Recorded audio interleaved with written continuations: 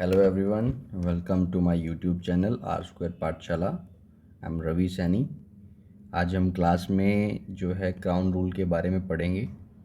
पिछली क्लास में हमने जो है कंपनी रूल के बारे में पढ़ा था, जो कि 1773 से 1857 तक के पीरियड जो था। बेसिकली जब ये पीरियड बेसिक कंपनी रूल जो था, बेसिकली जो ईस्ट इंडिया कंपनी भारत में आई थी ट्रेड पर्पस से, वो धीरे धीरे उसने अपने आप को इंडिया में एस्टेब्लिश कर लिया। तो उसका जो रूल है 1773 to 1857 up to revolt of 1857, वो पीरियड हमने लास्ट क्लास में कवर कर लिया था। आज हम जो है क्राउन रूल, अब 1857 के रिवोल्ट के बाद क्या होता है कि जो ब्रिटिश पार्लियामेंट होती है वो ईस्ट इंडिया कंपनी को अबॉलिश कर देती है, और जो इंडिया के कॉन्टेक्स्ट में उसकी जो टेरिटरी होती है, जो पावर होती है, वो सारी ब्रिटिश क्राउन को ट्रांसफ़र कर देती है। इसीलिए 1857 के बाद का पीरियड और इंडिपेंडेंस तक के पीरियड को जो है क्राउन रूल के क्राउन रूल कहा जाता है, जो कि 1858 से 1947 तक का पीरियड होता है। तो लास्ट क्लास जो कि ये टॉपिक बेसिकली हमारा हिस्टोरिकल बैकग्राउंड है कॉन्स्टिट्यूशन ऑफ इंडिया का। तो ब्रिटिश गवर्नमेंट के टाइम पे काफ़ी सारे इवेंट्स हैं जिनसे इन्फ्लुएंस्ड हमारा कॉन्स्टिट्यूशन है, तो उस वो हम पढ़ रहे हैं बेसिकली। तो लास्ट क्लास में जो हमने पढ़ा था, एक क्विक देख लेते हैं हमने कौन कौन से एक्ट पढ़े थे। लास्ट क्लास में हमने रेगुलेटिंग एक्ट 1773 पढ़ा था, देन 1773, देन हमने एक्ट ऑफ सेटलमेंट पढ़ा था, देन पिट्स इंडिया एक्ट पढ़ा था 1784 का, देन चार्टर एक्ट पढ़ा था 1793 का, देन 1813 का चार्टर एक्ट, देन 1833 का चार्टर एक्ट, देन 1853 का चार्टर एक्ट। तो बेसिकली 7 एक्ट्स हमने पढ़े थे कंपनी रूल में। आज हम क्राउन रूल में बेसिकली 4 एक्ट के बारे में पढ़ेंगे। Government of India act 1858, then Indian council act 1861, then Indian council act 1892 and Indian council act 1909। Basically ये 4 एक्ट हम पढ़ेंगे, और जो बाकी के बचेंगे गवर्नमेंट ऑफ इंडिया एक्ट 1919, वो हम वो और गवर्नमेंट ऑफ इंडिया एक्ट 1935 और इंडियन इंडिपेंडेंस एक्ट, तो वो बेसिकली हम नेक्स्ट पार्ट 2 में करेंगे। आज बेसिकली हम ये 4 एक्ट ही पढ़ेंगे। तो चलिए शुरू करते हैं। Government of India act of 1858। Basically क्या हुआ था 1857 के रिवोल्ट के बाद, क्या होता है कि जो ब्रिटिश गवर्नमेंट जो है वो कुछ स्टेप्स लेती है कि जो भारत में कंपनी का जो एडमिनिस्ट्रेशन था उसको इम्प्रूव करने के लिए, और इंडियंस का एडमिनिस्ट्रेटिव मशीनरी पे कॉन्फिडेंस को गेन करने के लिए वो एक एक्ट लेके आती है। इसको हम जो है act for the good government of India भी बोलते हैं, क्योंकि ये जो है 1857 के रिवोल्ट के बाद ब्रिटिश गवर्नमेंट ने इनेक्ट किया था। और इसका जो फंक्शंस था, जैसा कि मैंने बताया कि improvement of the administrative machinery by which Indian government was to be supervised and controlled in England. जो एडमिनिस्ट्रेटिव मशीनरी थी, जो एडमिनिस्ट्रेटिव सिस्टम था, उसमें जो कमियां थी, उन वो कमियों को दूर करने का ही इसका मेन एजेंडा था 1858 एक्ट का, ताकि जो है सिस्टम में सिस्टम को इम्प्रूव किया जा सके और उसको बेटर तरीके से जो है सुपरवाइज़ और कंट्रोल किया जा सके। अब जैसा कि मैंने बताया, रिवोल्ट के बाद ब्रिटिश पार्लियामेंट ने जो है ईस्ट इंडिया कंपनी को अबॉलिश कर दिया, और उसकी जो पावर थी वो सारी जो है पावर, टेरिटरीज, रेवेन्यू से रिलेटेड जितनी भी पावर थी, ब्रिटिश क्राउन को वो ट्रांसफ़र कर दी। अब अभी तक हम पढ़ते आ रहे थे कि हमने देखा था कि चार्टर एक्ट 1833 में गवर्नर जनरल ऑफ बंगाल को गवर्नर जनरल ऑफ इंडिया बना दिया जाता है। अब ये एक्ट क्या करता है, जो गवर्नर जनरल ऑफ इंडिया है उसको रीडेजिग्नेट कर देता है वायसरॉय ऑफ इंडिया। ठीक है। और जो वाइसरॉय इंडिया होता है वो ब्रिटिश क्राउन, जिसको इंडिया के कॉन्टेक्स्ट में सारी पावर ट्रांसफ़र कर दी, उसका डायरेक्ट रिप्रेजेंटेटिव होता है। मतलब कि जो वाइसरॉय ऑफ इंडिया होगा उसको डायरेक्टली ब्रिटिश क्राउन अपॉइंट करता था। ठीक है। जैसे इंडिया में अभी जो स्टेट्स में जो गवर्नर्स होते हैं वो रिप्रेजेंटेटिव्स होते हैं। बेसिकली उनको कौन होता है, वो प्रेसिडेंट उनको अपॉइंट करता है। वो प्रेसिडेंट के डायरेक्ट रिप्रेजेंटेटिव्स होते हैं स्टेट्स में। ठीक है। ताकि जो कॉन्स्टिट्यूशनल मशीनरी को जो है सुपरवाइज़ कर सकें बेसिकली और जो है इंश्योर कर सके कि state governments are being run in accordance with the provisions of the constitution. ठीक है। तो जब गवर्नर जनरल ऑफ इंडिया को वाइसरॉय ऑफ इंडिया बना दिया जाता है, तो जो लॉर्ड कैनिंग है, जिन्होंने 1857 के रिवोल्ट को सप्रेस करने में एक इम्पॉर्टेंट रोल प्ले किया था, उसको जो है फर्स्ट वाइसरॉय ऑफ इंडिया बना दिया जाता है। ठीक है। अब जैसे अभी तक हमें पढ़ा था कि भाई कंपनी में दो डुअल सिस्टम ऑफ गवर्नमेंट था, क्या कि board of control and court of director. Court of director जो कमर्शियल फंक्शंस को देख रहा था एंड बोर्ड ऑफ कंट्रोल जो पॉलिटिकल फंक्शंस को देख रहा था। अब since east India company abolish कर दी, तो ये दोनों जो है डुअल गवर्नमेंट, ये सिस्टम भी जो है ख़त्म हो गया। ठीक है।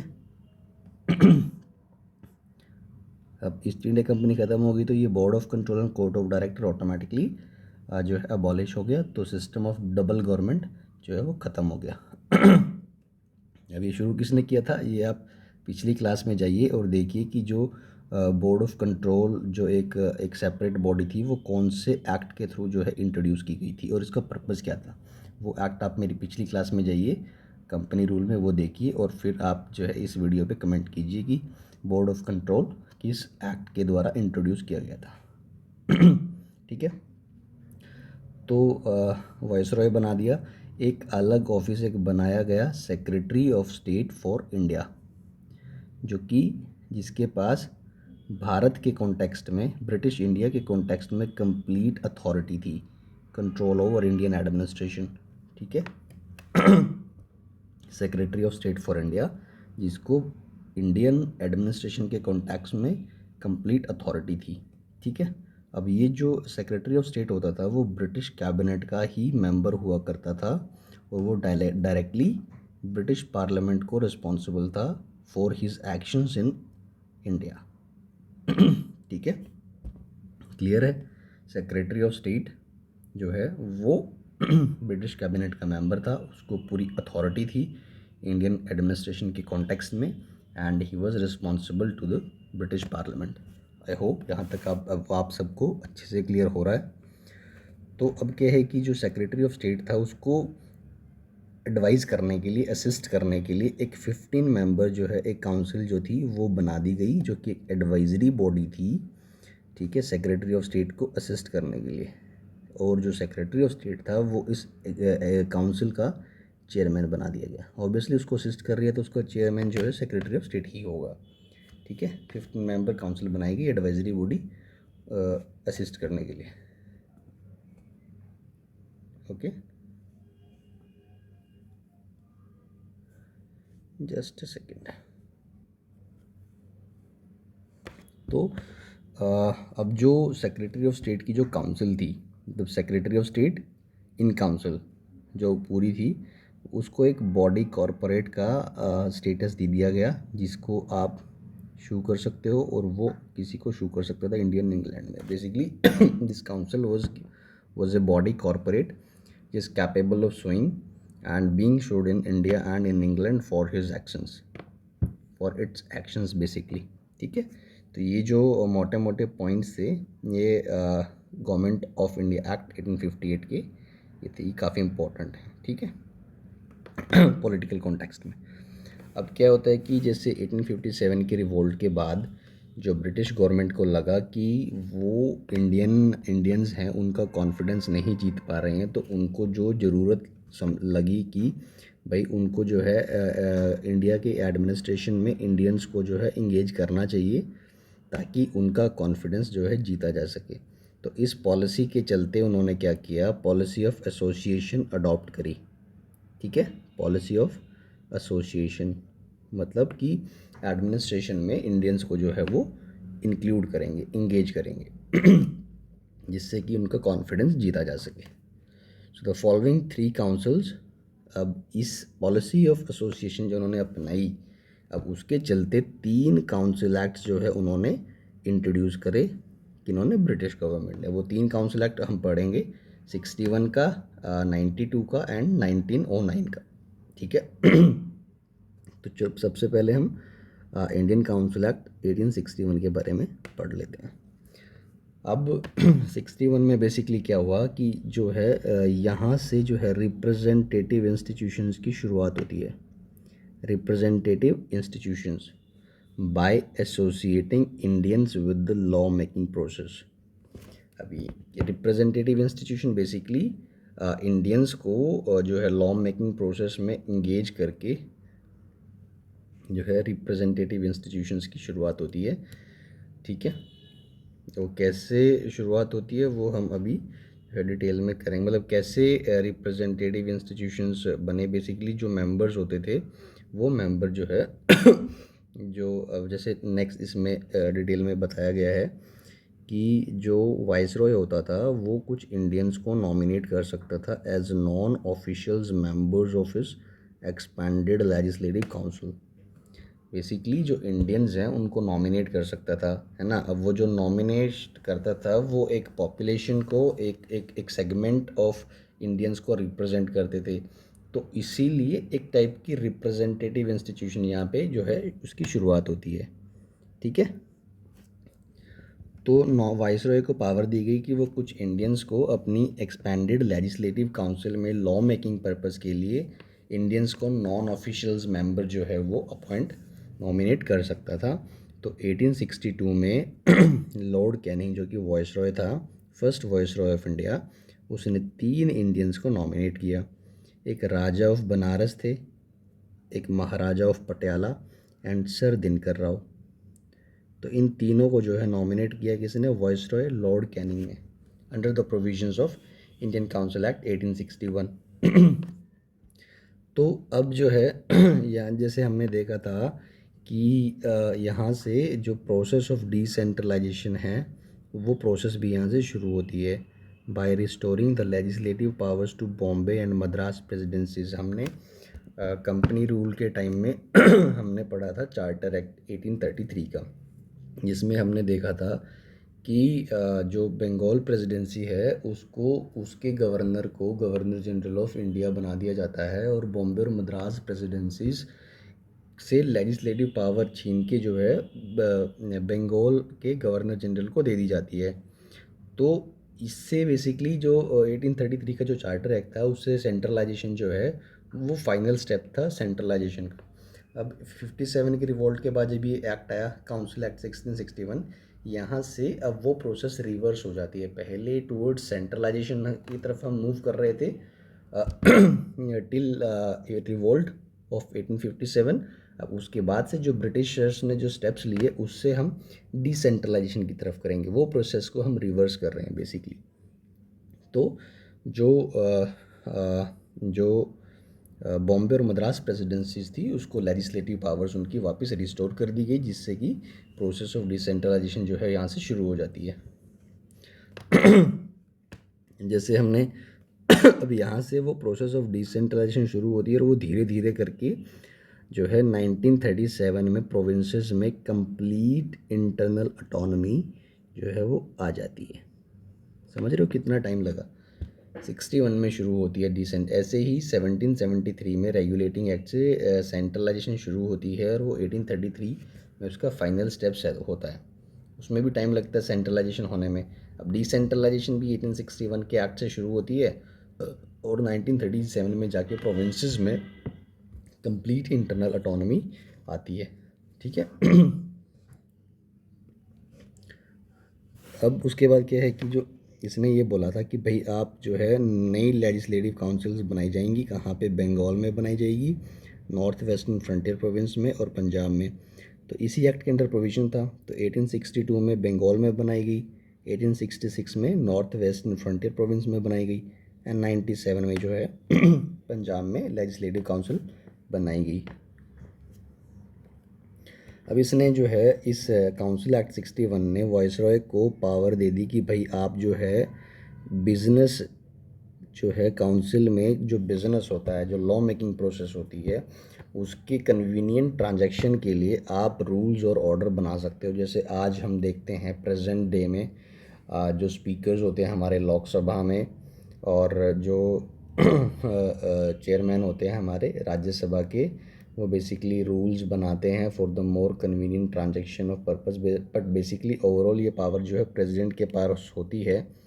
वो रूल्स बनाते हैं बट ओवरऑल पावर जो है प्रेसिडेंट के पास होती है। उसी टाइम में वाइसरॉय के पास को पावर दी गई थी ये बनाने की कि to make rules and orders for the more convenient transaction of businesses in the council. तो आज मॉडर्न डे में ये पावर प्रेसिडेंट के पास है। सॉरी। एक पोर्टफोलियो सिस्टम, जैसे कि आज जो कैबिनेट होता है, कैबिनेट में जो कैबिनेट मिनिस्टर्स होते हैं उनके पास अलग अलग डिपार्टमेंट्स होते हैं, वो अपनी मिनिस्ट्री के डिपार्टमेंट के सोल अथॉरिटी होते हैं, है ना, जो कि रिस्पॉन्सिबल होते हैं पार्लियामेंट को, सॉरी लोकसभा को, है ना। अब ऐसे ही पोर्टफोलियो सिस्टम सबसे पहले लॉर्ड कैनिंग ने शुरू किया था 1859 के। उसने जो शुरू किया था 59 में, लॉर्ड कैनिंग ने वो सिस्टम को जो है 61 के काउंसिल एक्ट ने रिकॉग्नाइज़ किया था। पोर्टफोलियो सिस्टम बेसिकली आप मिनिस्टर को एक चार्ज दे देते हैं किसी डिपार्टमेंट का, मिनिस्ट्री का, और उसको उसकी मिनिस्ट्री में काम करने की पूरी ऑटोनॉमी दे दी जाती है, but he will be responsible to the council, legislative council. ठीक है। दूसरा, वाइसरॉय को एक पावर दे दी जाती है कि वो ऑर्डिनेंस इशू कर सकता है जिसकी लाइफ 6 महीने से ज़्यादा नहीं हो सकती without the concurrence of legislative council during an emergency. ठीक है। जैसे अभी हम देखते हैं कि जब हमारी पार्लियामेंट सेशन में नहीं होती है तो प्रेसिडेंट क्या करता है, ऑर्डिनेंसेस को प्रोमulgate करता है। ये हमारे कॉन्स्टिट्यूशन में प्रोविज़न है जिसके बारे में हम आने वाली वीडियोस में इमरजेंसी प्रोविजंस के बारे में पढ़ेंगे और ऑर्डिनेंस के बारे में भी हम पढ़ेंगे। तो इमरजेंसी, ड्यूरिंग एन इमरजेंसी, उसमें बोला था कि भाई इमरजेंट सिचुएशन जो हो जाती हैं उस टाइम पे, जब से कोई सिचुएशन ऐसी आ जाती है कि आपको इंस्टेंटली उस पर एक्ट करना है बट आपके पास कोई लॉ नहीं होता, तो आप उसको डील करने के लिए इमरजेंसी सिचुएशंस में कुछ लॉ बनाते हैं, वो ऑर्डिनेंस के थ्रू आप बनाते हैं। ठीक है, क्योंकि parliament may not be in the session at that point of time, तो वो इमरजेंट सिचुएशंस के लिए होती है। बट आप देखोगे नॉर्मली प्रेजेंट डे की अगर हम बात करें, काफ़ी सारे लॉज होते हैं जो कि ऑर्डिनेंस के थ्रू ही चलते हैं। इवन ऑर्डिनेंस 6 महीने में वो एक्सपायर हो जाते हैं, क्योंकि मैक्सिमम 6 महीने, अदरवाइज़ 6 महीने से पहले वो पार्लियामेंट को अप्रूव करना है, तो ऑर्डिनेंस एक्सपायर हो जाता है, फिर से उसको दोबारा प्रोमलगेट कर दिया जाता है। ठीक है, तो ऐसे केसेस चलते हैं जो हमें अपने को देखने को मिलते हैं। ठीक है, तो काउंसिल एक्ट 1861 में ये था। नेक्स्ट हम पढ़ेंगे इंडियन काउंसिल एक्ट 1892। अब इसमें बेसिकली क्या हुआ था कि जो नॉन ऑफिशियल्स मेंबर की हम बात कर रहे थे लेजिस्लेटिव काउंसिल में, ठीक है, अब इसमें जो है सेंट्रल और प्रोविंशियल लेजिस्लेटिव काउंसिल में बेसिकली जो है जो मेंबर्स थे नॉन ऑफिशियल्स, उनकी स्ट्रेंथ को इंक्रीज़ किया गया, बट जो है ऑफिशियल्स की मेजॉरिटी रही। सेंट्रल होगी, और जो 3 नई काउंसिल बनी थी हमने देखा, जैसे Bengal, Punjab and north and western frontier province की। अब इनमें जो है नॉन ऑफिशियल्स मेंबर की स्ट्रेंथ को तो बढ़ा दिया, बट ओवरऑल जो मेजॉरिटी रहती थी वो ऑफिशियल्स मेंबर की रहती थी। नॉन ऑफिशियल्स जो इंडियंस होते जिनको अपॉइंट करते थे वॉइस रॉयस। ठीक है, अब इसमें जो है काउंसिल के मेंबर्स को एक पावर दी जाती है कि वो बजट को डिस्कस कर सकते हैं, और जो है जो एग्जीक्यूटिव्स होते हैं उनसे क्वेश्चन पूछ सकते हैं। ठीक है, ये पावर दे दी गई थी। बेसिकली लेजिस्लेटिव जो फंक्शंस होते हैं वो थोड़े से मतलब वो एनलार्ज हो रहे हैं कि मेंबर्स को पावर दे दी कि आप बजट डिस्कस कर सकते हो। पहले ये पावर नहीं होती थी, और बजट डिस्कस करने के साथ साथ क्वेश्चंस आप पूछ सकते हो। जैसे हम नेक्स्ट काउंसिल एक्ट में जाएंगे, हम देखेंगे कि ये पावर जो है लेजिस्लेटिव फंक्शंस पावर जो होती है मेंबर्स की, वो भी जो है वाइड हो जाती है, इनको और पावर मिल जाती है। ठीक है, वो हम अगले वाले एक्ट में पढ़ेंगे। जैसे अब जो उसने बोला कि भाई जो है मेंबर्स को के नॉमिनेशन के बारे में उसने बात करी कि जो नॉन ऑफिशियल्स मेंबर हैं उनको सेंट्रल लेजिस्लेटिव काउंसिल में वॉइसरॉय नॉमिनेट करेगा, किसकी रिकमेंडेशन पे, provincial legislative council and Bengal chamber of commerce की रिकमेंडेशन पे। जो नॉन ऑफिशियल्स मेंबर जिसकी बात करी अभी हमने, एडिशनल मेंबर ऐड कर दिए, अब वो कैसे नॉमिनेट होंगे। सेंट्रल लेजिस्लेटिव काउंसिल में अगर नॉमिनेट करने हैं तो वॉइसरॉय ऑफ इंडिया करेगा, बट वो किसी की रिकमेंडेशन पे करेगा। वो किसकी रिकमेंडेशन पे करेगा, provincial legislative council and Bengal chamber of commerce के रिकमेंडेशन पे viceroy of India members को जो है सेंट्रल लेजिस्लेटिव काउंसिल में नॉमिनेट करेगा। और अगर प्रोविंशियल लेजिस्लेटिव काउंसिल में नॉमिनेट करने की बारी आती है तो कौन करेगा? गवर्नर। उस प्रोविंस का गवर्नर करेगा किसके रिकमेंडेशन पे? Recommendation of district board, municipality, universities, trade associations, zamindars and chambers. Clear है? जो नॉन ऑफिशियल्स मेंबर नॉमिनेट होने हैं वो किसके रिकमेंडेशन पे नॉमिनेट होंगे और कौन करेगा? सेंट्रल के केस में वाइसरॉय ऑफ इंडिया करेगा और प्रोविंसेस के केस में गवर्नर करेगा, but on the recommendation of some authority और सम बॉडीज़ और ऑर्गेनाइजेशंस। ठीक है। सॉरी। दूसरा क्या था कि इसमें जो है एक लिमिटेड और इनडायरेक्ट प्रोविज़न था इलेक्शंस का in filling up some of the non official seats in central and provincial legislative councils. ठीक है, एक लिमिटेड और इनडायरेक्ट प्रोविज़न है यूज़ ऑफ इलेक्शन। अब जो लेजिस्लेटिव काउंसिल और बंगाल चैम्बर ऑफ कॉमर्स के रिकमेंडेशन पे करेगा वो कैसे नॉमिनेट करेंगे? तो एक इनडायरेक्ट तरीका था, इनडायरेक्ट प्रोविज़न था इलेक्शंस का, और एक लिमिटेड था कि उनका कुछ इलेक्शंस होगा जो जो मेंबर को भेज सकते हैं, उसमें से प्रोविंशियल मेंबर जिसको ज़्यादा वोट देंगे वो आगे चला जाएगा। तो limited, that is why it is called limited and indirect provision. Next act में हम पढ़ेंगे तो उसमें ये प्रोविजन आ जाता है 1919 वाले में, डायरेक्ट इलेक्शन पहली बार यूज़ होता है। ठीक है, तो ये था हमारा काउंसिल एक्ट ऑफ 1892। ठीक है, अब आज का जो लास्ट टॉपिक होगा हम इसमें वो इंडियन काउंसिल एक्ट ऑफ 1909 ये पढ़ेंगे। उसके बाद के जो एक्ट रहेंगे वो हम इसके पार्ट 2 वीडियो में कवर करेंगे, क्योंकि मैं चाहता हूँ कि वीडियो ज़्यादा लंबी ना बने, 20-25 मिनट की वीडियो बने, ताकि आप लोगों को जो है थोड़ा थोड़ा करके अगर आप पढ़ोगे तो आपको ज़्यादा क्लैरिटी आएगी। ज़्यादा ज़्यादा करोगे तो फिर क्या होता है कि ये बेसिक चीज़ें हैं, ये बेसिक चीज़ें हैं जिसको आपको थोड़ा थोड़ा करके पढ़ना है। एक बार इन पे क्लैरिटी आ जाती है तो फिर प्रॉब्लम नहीं आती। आप एक ही बार में सारे एक्ट्स पढ़ लोगे ना तो फिर आपको ये तो रहेगा कि मैंने पढ़ लिया, बट प्रॉब्लम इज़ कि आप उसको रिकॉल नहीं कर पाओगे कि कौन से एक्ट में। जैसे अगर वो सपोज़ पूछ लेगा कि भाई डायरेक्ट इलेक्शन का प्रोविज़न कौन से एक्ट के थ्रू आया था, तो अब जैसे 1892 में भी इलेक्शंस की बात हुई है, 1909 में भी होगी और 1919 वाले में भी होगी, बट डायरेक्ट इलेक्शन 1919 वाले में आया था। तो इसको आप थोड़ा थोड़ा करके पढ़ोगे तो आपको क्लैरिटी आ जाएगी। यही बस छोटे छोटे वीडियो बनाने का पर्पस है। ठीक है। तो चलिए इंडियन काउंसिल एक्ट 1909 के बारे में पढ़ते हैं। It is also known as Morley Minto reforms. अब ये मॉरले मिंटो कौन है? मिंटो जो सेकंड नंबर पे आता है वो he is the voice Roy, voice Roy of India. और जो फर्स्ट नंबर पे है he is the secretary of state. जो हमने पढ़ा था ना कि 1858 गवर्नमेंट ऑफ इंडिया एक्ट में secretary of state for India की एक पोस्ट बनाई गई थी। तो Lord Morley was the secretary of state of India and Lord Minto was the vice Roy of India. ठीक है, इन दोनों ने मिलकर एक स्कीम प्रिपेयर करी थी जिसके बेसिस पे इंडियन काउंसिल एक्ट जो है वो बनाया गया था। तो इसलिए इसको मॉरले मिंटो रिफॉर्म्स भी कहा जाता है।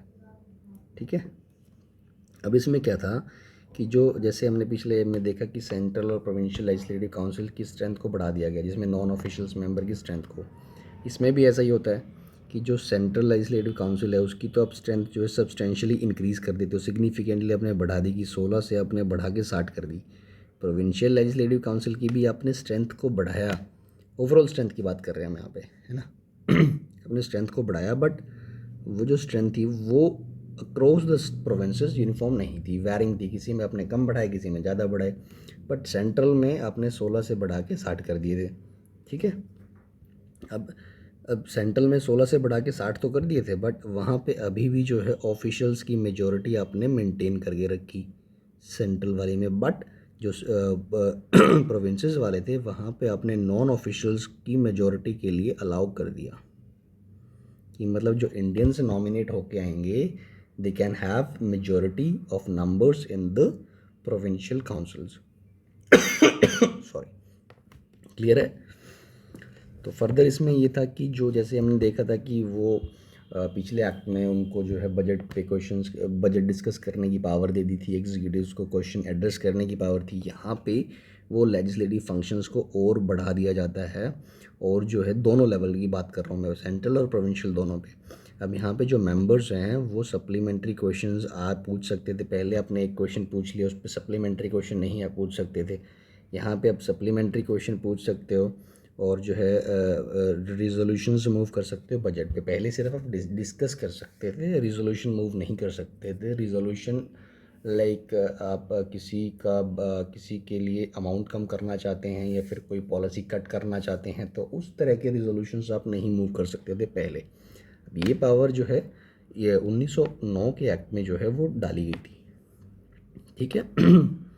इसमें पहली बार जो है इंडियंस को वॉइसरॉय की एग्जीक्यूटिव काउंसिल में एसोसिएट किया गया। पहले जो इंडियंस को एसोसिएट किया गया था, आपको याद होगा 1861 में लॉ मेकिंग प्रोसेस में एसोसिएट किया था। डायरेक्ट रिप्रेजेंटेटिव इंस्टीट्यूशंस की जहाँ से शुरुआत होती है वो लॉ मेकिंग प्रोसेस में इंगेज किया जाता है। बट इस एक्ट में पहली बार जो है इंडियंस को वॉइसरॉय की एग्जीक्यूटिव काउंसिल, इसको याद रखना, थोड़ा अंडरलाइन कर लेना, एग्जीक्यूटिव काउंसिल में इंडियंस को पहली बार 1909 के एक्ट के अंडर जो है इन्वॉल्व किया गया वॉइसरॉय और गवर्नर्स दोनों की। क्लियर है? एग्जीक्यूटिव काउंसिल में पहली बार 1909 में इन्वॉल्व किया गया इंडियंस को, गवर्नर्स और वॉइसरॉय की एग्जीक्यूटिव काउंसिल में। अब एसपी सिन्हा करके थे एक आदमी, सत्येंद्र प्रसाद सिन्हा, वो फर्स्ट इंडियन बना था जिसने वॉइसरॉय की एग्जीक्यूटिव काउंसिल को as a law member join किया था। करेक्ट? देन इस एक्ट ने जो है सिस्टम ऑफ कम्युनल रिप्रेजेंटेशन शुरू किया। कम्युनल रिप्रेजेंटेशन मुस्लिम्स के लिए इसने शुरू किया था। सेपरेट इलेक्ट्रेट एक्सेप्ट कर लिया था, जो कि मुस्लिम लीग की डिमांड थी। वो हम इसके सिर्फ पॉलिटिकल आस्पेक्ट ही पढ़ रहे हैं, जो हिस्टोरिकल आस्पेक्ट्स है वो हम हिस्ट्री की बुक में कवर कर लेंगे, ठीक है। तो कम्युनल रिप्रेजेंटेशन मुस्लिम के लिए जो है एक्सेप्ट कर लिया गया। सेपरेट इलेक्टेड का मतलब क्या होता है कि जो मुस्लिम्स की जो सीट्स होती थी वो उस पे मुस्लिम मेंबर जो चुना जाना था वो उस एरिया के मुस्लिम वोटर्स ही उसको चुनते थे। इसका सेपरेट इलेक्टोरेट का मतलब ये है। अभी जैसे क्या होता है कि कोई भी खड़ा हो जाता है इर्रिस्पेक्टिव ऑफ एनी कास्ट, उस एरिया की सारी पॉपुलेशन नॉट पॉपुलेशन, जो वोटर्स होते हैं वो वोट करते हैं।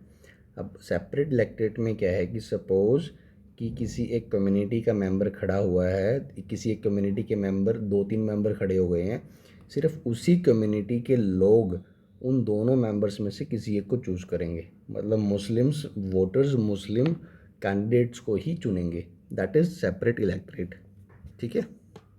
तो इसीलिए लॉर्ड मिंटो जो कि वॉइसरॉय थे उसको फादर ऑफ कम्युनल इलेक्टोरेट भी कहा जाता है, ठीक है। फादर ऑफ कम्युनल इलेक्टोरेट, ठीक है।